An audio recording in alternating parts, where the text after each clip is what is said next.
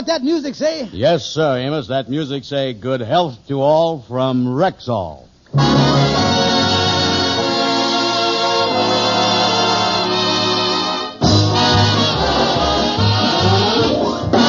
Amos and Andy Show, transcribed with Ernestine Wade, Lou Lubin, Johnny Lee, John Brown, Will Wright, Roy Glenn, Jeff Alexander's music, and radio's all-time favorites, Amos and Andy.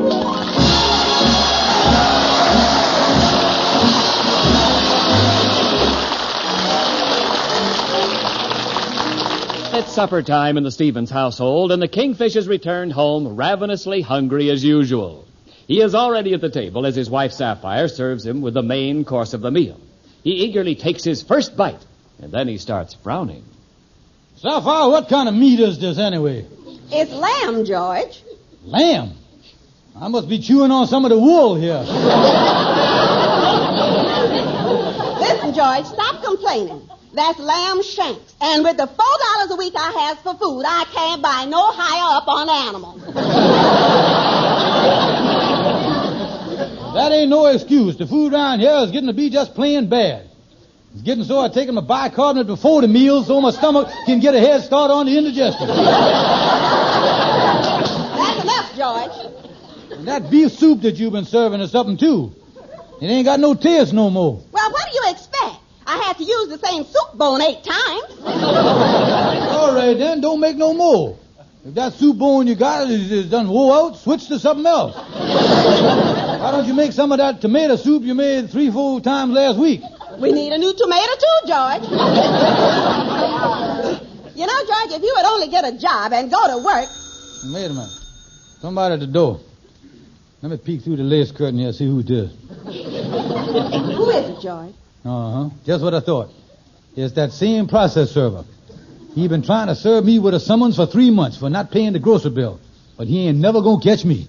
Well, what do we do? Well, now look here. Here. I'll hide behind the sofa, and you tell him that I just left for Europe. George, this is the last time I'm ever gonna do anything like this for you. Go ahead, Sapphire. You gotta do it. Yes? I'd like to get some information about George Stevens. Well, the last time I seen him, he said he was going to Europe. Europe? 3 weeks ago when I was here, you told me he just died. Yes, ain't that penicillin wonderful?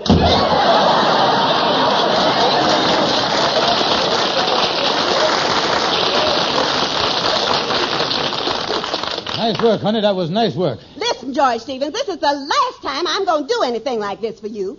I got to go in and get dressed for a meeting at the women's club now, but I'm warning you, if you don't do something about getting a job, I'm going to do something desperate. Something desperate. Do you hear? Something desperate. Maybe she means it. I see Betty Davis talk that way in a picture once, and she went out and threw herself under the 20th Century Limited.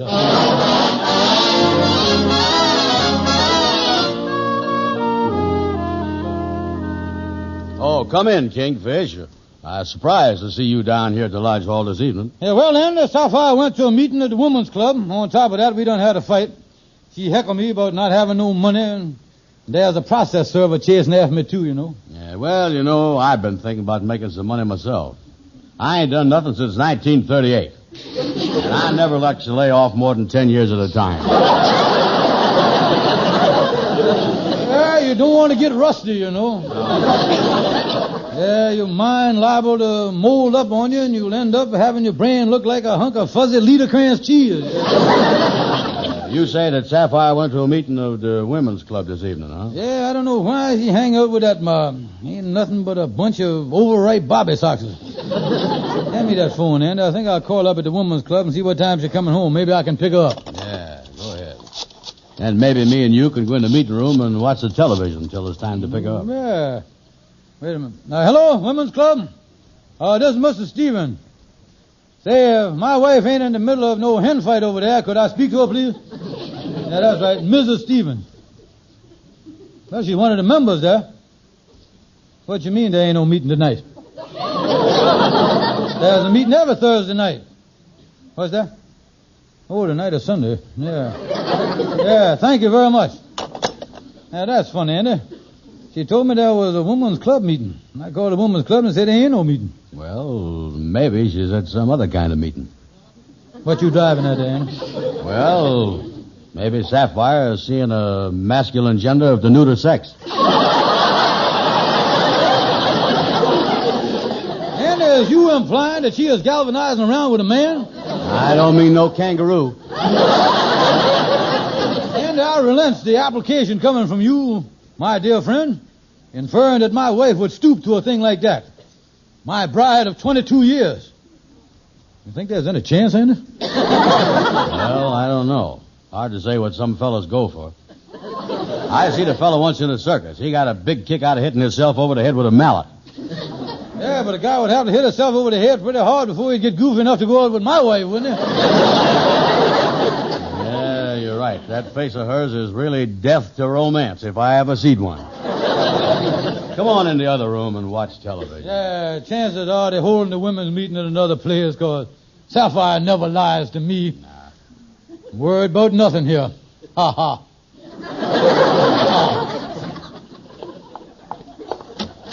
Well, look here. I guess none of the brothers is around. Turn the set on, Kingfish. Yeah. Yeah, let it warm up there. You know something, Kingfish? This television is wonderful. But there's one thing I can never understand. How do the station ever send a picture through the air and have it come out on the set? Well, that's simple, Andy. It's done with electronics. Oh, yeah. I heard about that. What is this electronic stuff? What is it? What is it? Yeah. Well, it's one of the tronics. There's all kind of tronics. There's electronics, gas-tronics, hair-tronics. We got everything. You see, at the studio, they turns the tronics into watts, and then they jams the watts through the ossifier, and it preambulates the picture through the vehicular tube on your set, you see. The next thing you know, Milton Berle is jumping and screaming right in your face. Yeah, well, ain't nothing on that channel, Kingfish. Switch the thing. Well, there, we're getting something there now. Look at that. Good evening to you, ladies and gentlemen, and welcome once again to our round-the-town television program brought to you nightly from the Colonial Restaurant, Harlem's smartest eating spot. And now, before we watch the floor show, let's swing our cameras around the room and watch the merry, merry crowd who are having dinner with us here this evening. Yeah. Hey, look how plain you can see the people's faces. Oh, yeah, the show is a crowd there, ain't it? Yeah. Ha. Look at that. Look at that good-looking fella at the corner table. He must be taking his mother-in-law out. She is really a toad, ain't she? Yeah. She really got a face. Wait a minute, Andy. That toad happens to be my wife. That's Sapphire. Holy smokes, and she's with another man. Andy, how do you like that two-timing woman? She told me that she was going to the women's club. And now, ladies and gentlemen, let's bring on the master of ceremony. Cut off that thing quick, Andy. Oh, me, Andy. My wife out with another man. This is a terrible situation. I'll say it is. The chances is that fella escaped from some kind of an institution.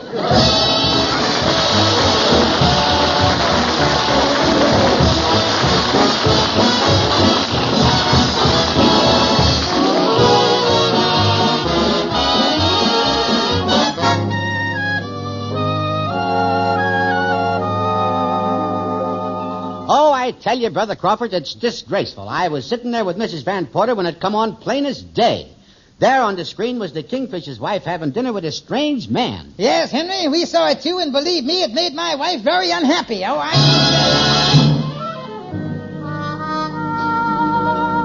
Yeah, Fred, we seen it right there on the tube. Sapphire sitting there with another fella. Well, being a newspaper man, that sure is a tidbit for me. I'll slap it right in my column. It'll be one of them 5 what items. I'll say something like, what wife or what well-known character was seen with what bistro with what unknown man, and what's going on. Last time I printed an item like that, 3 fellas shot their wives. Oh.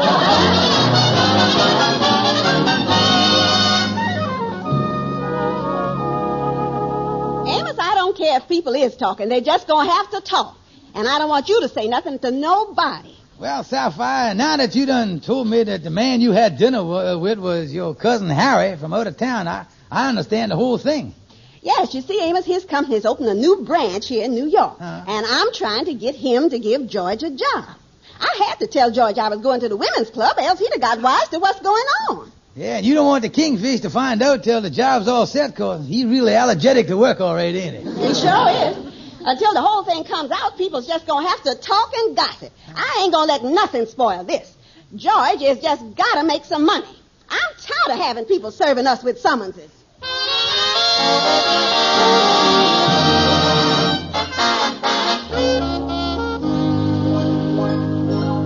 Yes, Andy, when I got home last night, I put Sapphire to the test.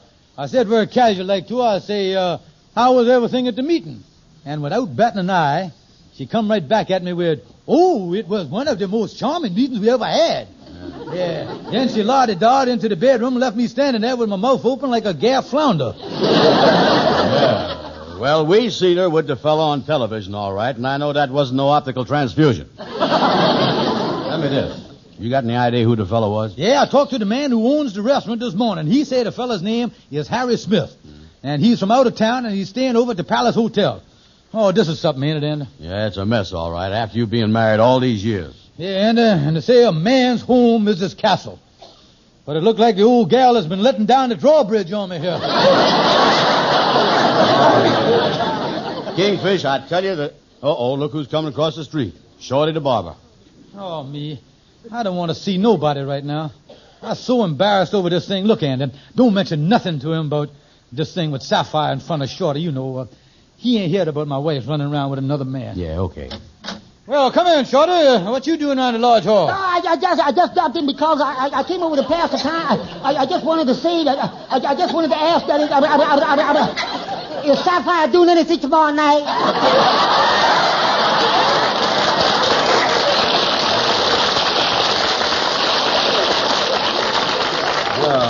So you was heard about it too, huh, Shorty? Yeah, that's the best subject we've had in the barbershop in a long time. Well, Shorty, what is I going to do about it? I found out who the fella is, but I don't know how to handle a situation like this. Well, the best thing is to get the fella out of town. Yeah, but if he crazy about my wife, he ain't going to leave town. Yeah, and she must be crazy about him, too, because he's such a good-looking fella. He's even better looking than I is. Yeah, I noticed he was good-looking. He was the best-looking man over there. Say, wait a minute. Movie talent scouts is always searching for good-looking fellas to send out to Hollywood. Yeah, but we don't know no movie talent scouts. We ain't acquainted. And the old boy, you may not know it, but as of right now, we is in the movie business. Look here, if we offered him a part out in Hollywood, he'd probably jump at the chance. Yeah, you think he'd fall for it, huh, Shorty? Oh, yeah. Everybody has a secret ambition to be an actor. Well, I even had the lead in that great stage play once called The Bluebird. Shorty, you played the lead in The Bluebird? Oh, yeah. I'll never forget my big scene. I was dressed in feathers just like a bird. They was going to swing me across the audience on the wire just like a bird. And I was going to sing like a bird. I was going to do everything just like a bird. Well, how'd you make out, Shorty? Oh, I was a big success. I was sensational. I was stupendous. I was the hit of the... I laid an egg.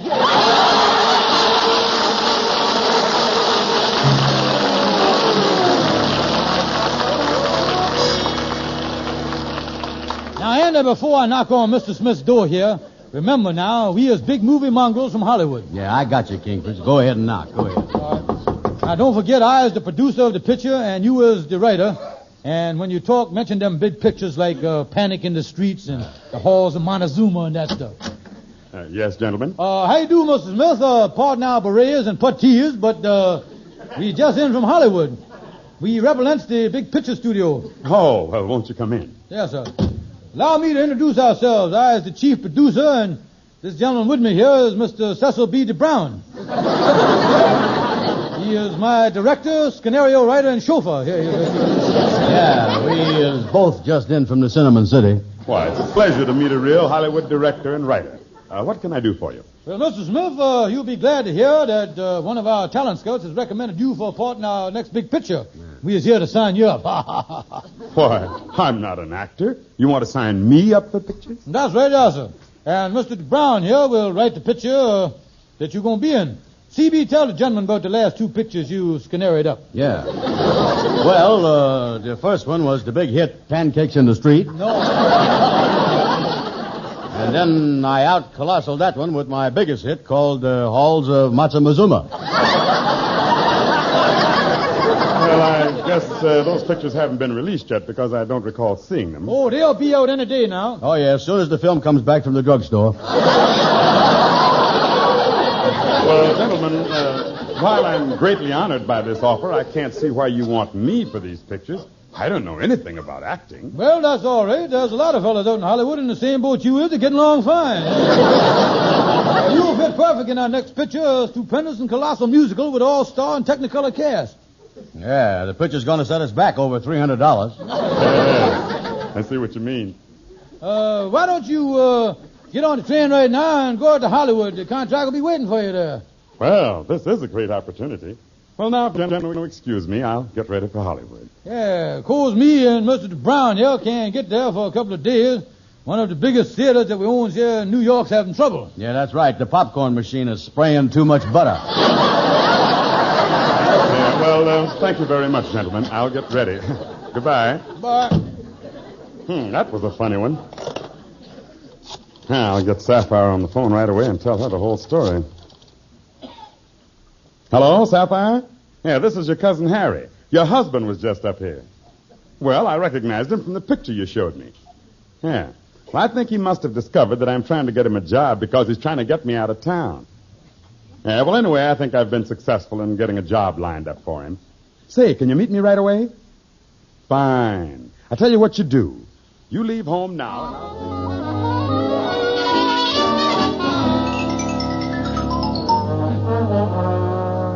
Well, come on, Andy. Walk down the street with me. Yeah, okay. You know, Andy, we sure put one over on that guy Smith, didn't we, boy? Oh, yeah, he's stupid, all right. He going to Hollywood and don't even know what studio to report to. No. He might end up at Warner Brothers, MGM, or that other studio out there, Lockheed. Hey, wait a minute. What's the hurry, Kingfish? Well, I called up home a few minutes ago, and there's no answer there, Andy, and I know Sapphire getting my supper ready because it's after 8 o'clock here. Yeah. Yeah, what you stopping for here? Oh, I just stopped him here in front of this television store. They got all the sets on in the windows. Yeah, well, that ain't no good, Andy. You can't hear nothing through that window. Yeah, but you can see plenty. What do you mean? Hey, look, Kingfish. They got the same program on they had the other night. And look there in the center of the screen. There's Sapphire sitting in the restaurant with that same Mr. Smith again. Holy smokes, how you like that brazen hussy? Look at her there. She's two-timing me on every set in the window there. Look.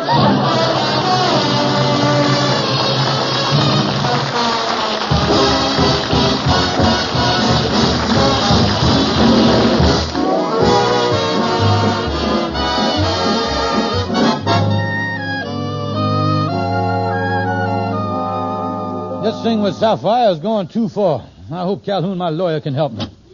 Excuse me, Calhoun, is you busy here? No, come on in, Kingfish. Yeah, thank you. Yeah. You know, I was just sitting here thinking about a client of mine who went to the death house last week. Sure enough. Yeah, during the trial, I kind of figured he was going to get the chair, so I got an idea. Uh-huh. I started building up his resistance against electricity. What did you do? Well, I started out giving him shocks to 25 volts. And every day I increased it till he could take 3,000 volts without batting an eye. When I got through, he was immune to electricity. Yeah, well, how did it turn out? Not so good. They hung him yesterday. Well, the reason I come to see you, Calhoun, something terrible done happened to me. Yeah. I was on my way home to supper when I looked in the window in the television shop there, and all of a sudden there, on the television screen was Sapphire with another man. Oh, I tell you, it was an awful thing when I looked at that screen and seen my wife's face. Yeah, especially on an empty stomach. Oh, now look, Calhoun, what can I do to save my marriage? That's what I asked. Well, now, the best thing to do is play on her sympathy. You know, do something desperate like running away. Then she'll feel so sorry for her, she'll beg you to come back. Yeah, but I ain't got no money to run no place. Well, then you have to fake it. I tell you, why don't you go up to Andy's room and hide out and pretend you done run off to some dangerous, far-off place? Yeah, that's a good idea. Have you ever tried anything like that? Oh, sure. I had a fight with a girlfriend once, and I decided to teach her a lesson. I run away and let her suffer. I let her suffer for 2 long years. Then I figured out when she'd had enough punishment, I'd come back and went up to her house, rung the doorbell, and throwed my arms around her and give her a great big kiss. Yeah, well, what happened? Her husband punched me in the nose.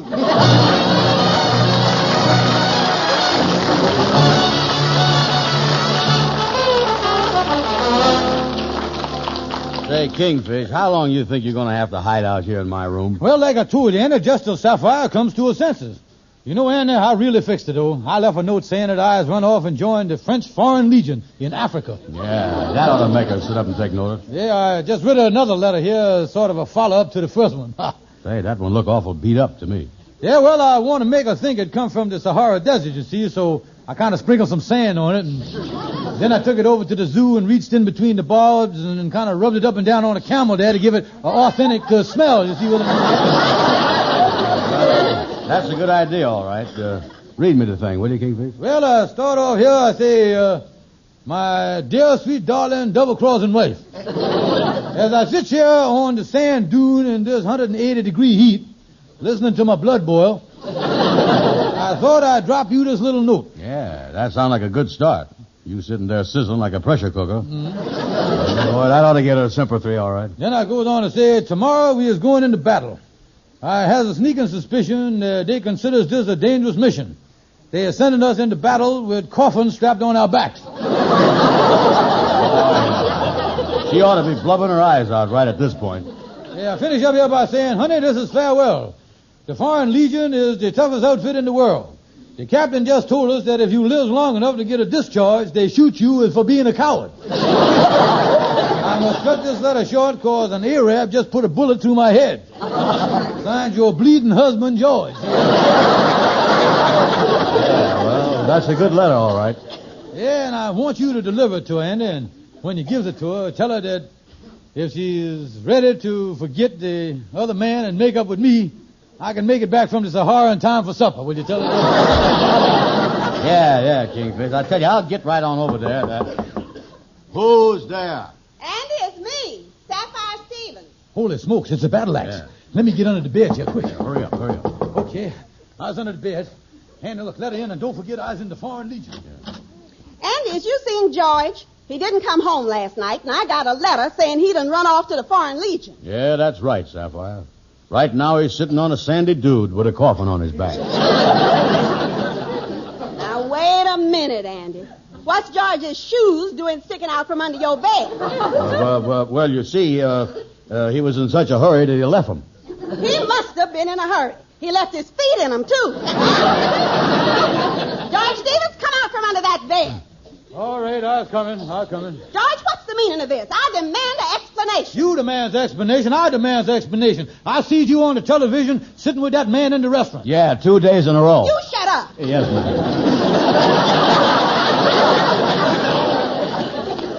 So, George, that's the reason you've been acting so funny. Well, ain't that enough reason to be acting? Well, I might as well tell you. That was just my cousin Harry, and I was trying to talk him into giving you a job. Jonah? Yes, his company done opened a big office here in Harlem, and with that process server on your trail, we just had to have some money from someplace. How you like that? And all the time I thought you was going out with another man. Oh, George, how could you? Honey, I'm so happy I don't know what to do. Wait a minute. I do know what to do, too. We is going to have a celebration. I is going to take you out to dinner. Oh, George, that's wonderful. The first time since 1927. Oh, honey, but you deserve it. Got any money?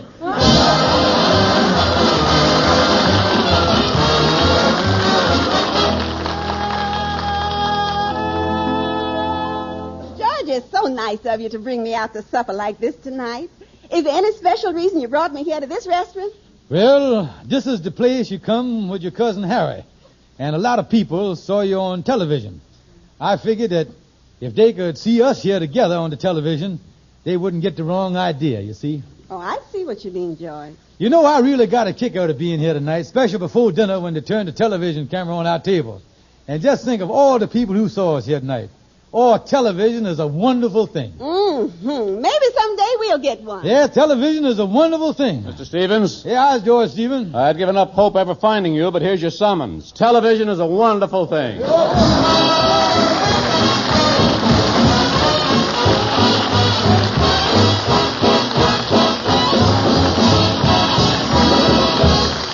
Now, here's your Rexall family druggist. Don't miss Rexall's big full-page ad in the current issues of Life, Look, Collier's, the Saturday Evening Post, and Country Gentleman.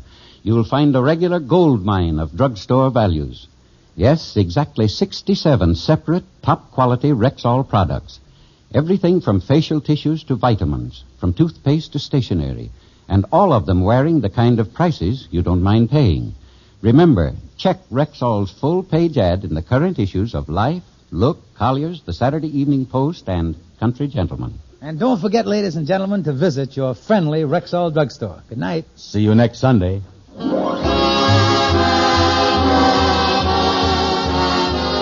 Be sure to be with us next Sunday at the same time when your Rexall druggists will again present the Amos and Andy Show. The Amos and Andy Show is written by Joe Connolly, Bob Mosier, and Bob Ross. Stay tuned for the Edgar Berg and Charlie McCarthy program, which follows immediately over most of these stations. Ken Niles speaking. This program is transcribed. This is CBS, the Columbia Broadcasting System.